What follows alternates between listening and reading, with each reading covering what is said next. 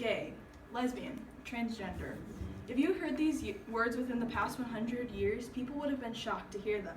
But now they're something that's pretty well often used in our society, and they're kind of part of a societal norm in our culture. This gradual acceptance of homosexuality can be shown through the literary works The Well of Loneliness by Radcliffe Hall, The Kiss of the Fur Queen by Thompson Highway, and Boy Meets Boy by David Levithan. However, although there is progress in homosexuality becoming this norm, there is still a lot of work to be done until it can be fully accepted. So here I'm going to have my audience interaction. It's just going to be like a quiz thing, and it's going to be over some like background information and stuff, so they can know, so they can kind of see how much background information they know and whatnot, and then I have background.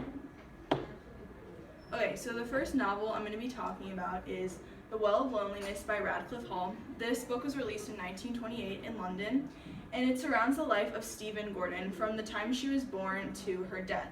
And Stephen is a lesbian, as well as what was called an invert in this time period, which was also being transgender. So Stephen was a woman, but she felt as if she was a man, and also she was attracted to females, so that made her lesbian in this time period, which was not accepted at all. One of the main points that surrounded this book was the obscenity trial that went along with it only a few years after it was released in London. And this was a huge deal because no lesbian book had ever gotten such popularity in this time period, and it caused a huge amount of controversy.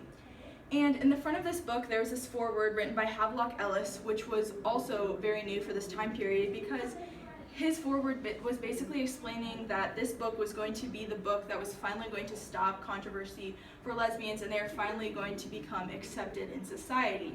However, in the book, Stephen is kind of portrayed as a social outcast and an introvert, someone who can't really talk in social situations, and this just added on to the pity that people felt for the lesbian society, and it just added more stereotypes onto it and made her kind of a martyr, and this wasn't very helpful to create a character that was fully strong in her sexuality and could really be accepted. So first of all, from before Stephen is born, we can start to see quotes about how she is kind of viewed as a masculine figure. And like I said, she was an invert, so she felt like she was transgender and that she was a male. So in this first quote, Stephen's father says before she was born that he wants to call her Stephen. But both his wife as well as the church says that they can't call her Stephen because that's a masculine name, and they actually have to baptize her as Stephen, Mary, Olivia, Gertrude. And so this, first of all, shows us, it's kind of setting up Stephen to be a masculine character from the very beginning. She's not even born yet, and she has a kind of a man's name. And so this is just Radcliffe Hall setting up Stephen to be a masculine character in the book, as well as kind of the stereotypes and hatred she might face for being viewed as such, because she's not even allowed to have that masculine name. They have to add feminine names on so that she can be viewed as proper in society or whatever. So this is kind of the first example that we get of maybe her masculinity that won't be accepted because of the stereotypes in this time period, and she's not even born yet. So also, we can see some quotes of her masculinity through when she was a young child. So these quotes are from when Stephen is around 8 or 9 years old. She doesn't know what the typical gender role is in society, and she doesn't understand what the difference is between being a male and being a female. But in this first quote, Stephen's babysitter says that Stephen looks like a boy because she has broad shoulders and weird legs, and Stephen also says that, yes, of course I'm a boy. I must be a boy because I feel like one. So first of all, the quote where the babysitter is saying that Stephen physically looks like a man is just another hint that Radcliffe Hall is giving us to portray Stephen as maybe becoming someone that will be more masculine in the future, because it's just a physical description of her that Hall wanted to physically portray her as a masculine figure. And this quote where Stephen says, yes, of course she's a boy because she has to be because she feels like one. And this is the first quote that we get from Stephen where she's saying that she actually feels like a boy. And like I said, she is very young at this point, and so she doesn't really know the stereotypes and that she's not supposed to say things like that. So clearly she obviously feels that she is a boy, and she doesn't even know that this is wrong. It's just something that comes naturally to her. In this quote, she also says that she hates soft dresses, sashes, ribbons, pretty much women's clothes, and she prefers to wear breeches and pockets, which were boys' clothes, boys' pants. So Stephen's family is a pretty high up family. They're very wealthy and they own a lot of land, and so they're constantly going to all these parties where Stephen has to act socially normal and she has to wear all these fancy clothes, and it's something that really Stephen really hates doing. She doesn't know that it's wrong for her to want to wear boys' clothes, but she just feels more comfortable in them. And so this is another quote, how Stephen is young, she doesn't know what the norm is, but she feels more comfortable as being a man. So even throughout Stephen's young life, she's being set up to become someone that is going to be a masculine character later on. Okay. And then, so this is a quote from when Stephen is a bit older. She's in her 20s now, and she moved to Paris to live with her lover, Angela. And so when she's in Paris, she decides to go out and to buy a gift for Angela. She's going to buy her a pearl ring. So when she goes out, she hasn't really been out in public much. She's been kind of staying with Angela at her house. And so she's going to buy the ring, and it says, a man laughed and nudged his companion. Look at that. What is it? My God, what indeed? So in this quote, they don't even refer to Stephen as a man or a woman. They refer to her as an it.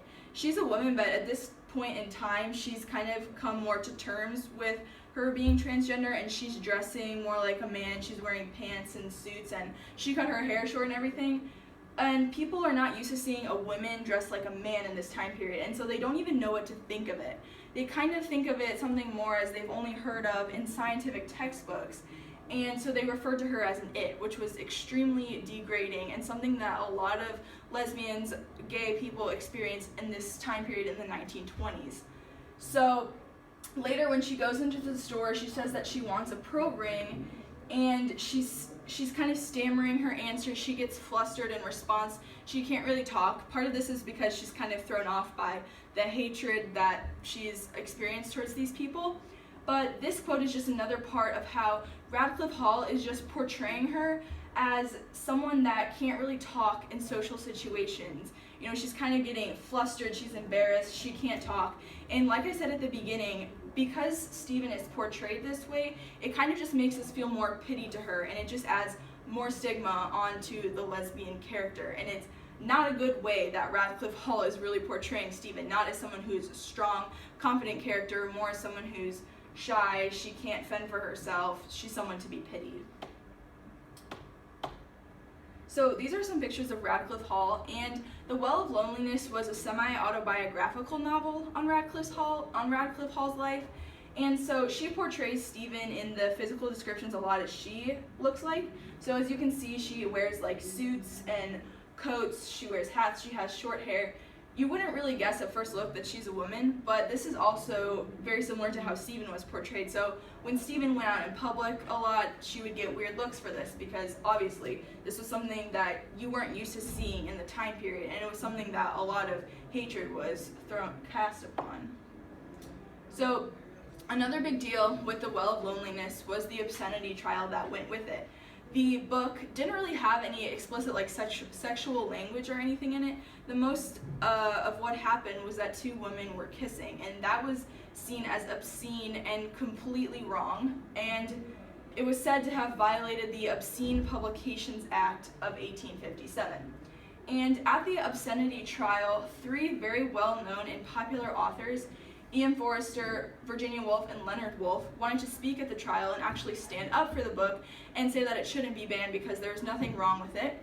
However, they actually weren't even allowed to speak by the judge, which kind of goes to show more of the hatred and stereotypes that people had against this book, because even though people were willing to speak up for it and say good things about it, they weren't even allowed to because of the hatred people had, and they weren't even willing to give the book a chance. They just wanted it banned. And we can see some of this hatred in a previous critical essay, which was written by James Douglas in 1928. It was called A Book That Must Be Suppressed, and this was one of the main critical essays that came out about the book. It was extremely popular, and a lot of people read it, and it was what mostly spurred on the obscenity trial. So one of the first quotes that comes from this critical essay is when James Douglas is describing just lesbian people in gender and kind of in general and kind of the effects that they have on society. He says that many things that are discussed in scientific textbooks cannot decently be discussed in a work of fiction offered to the general reader. And he's well aware that sexual inversion and perversion are horrors which are among us today, and they seem to imagine that there is no limit to the patience of the English people. They appear to revel in their defiance of public opinion. The consequence is that this pestilence is devastating the younger generation, it is wrecking young lives, and it is defiling young souls. So James Douglas thinks that lesbian people, homosexual people, are things that are only supposed to be in a scientific textbook. They're just kind of not real people. They're just things that are just talked about. And then he thinks that, yes, this is going on and there are people out there, but it doesn't need to be talked about. We need to keep it on the down low so that no one finds out about it, because if young children find out about it, it's going to basically ruin their lives, essentially, is what he's saying. And so clearly he has a very strong opinion on homosexuality, and it's not positive. And a lot of the things he says are very similar to how most people in this time period felt. He also says it is no excuse to say that the novel possesses fine qualities or that its author is an accomplished artist. The answer is that the adroitness and the cleverness of the book intensifies its moral danger. And he also said that he would rather give a healthy boy or a healthy girl a phial of prussic acid than read this novel. Poison kills the body, but moral poison kills the soul. What then is to be done? The book at once must be withdrawn. So in the first quote, I think is very interesting because he basically says that the book could be the most fantastic book ever written in the whole world, but if it has any mention of homosexuality in it, none of it would matter, and that would automatically be a book that should not be published. So even if The Well of Loneliness was an amazing literary work, it wouldn't matter because it has a lesbian main character, so that automatically overrides all of that. And then in the second quote, he's saying that he would rather give a healthy boy or girl poison than read this book, because while poison would kill them, it would be better than them reading the book and having moral poison kill their soul. So clearly he's very, very against homosexuality. Oh, I should just go to the conclusion. Okay.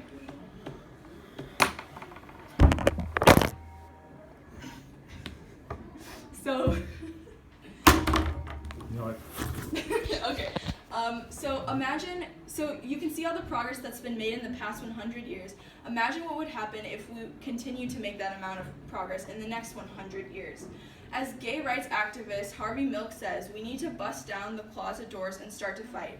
This fight has already begun, as we can see through the general acceptance of the literary works The Well of Loneliness, The Kiss of the Fur Queen, and Boy Meets Boy. But that fight still needs to continue because we have a long way to go until homosexuality can be viewed as a societal norm. Every citizen in America was granted equal rights, and it's time that we need to take advantage of those rights.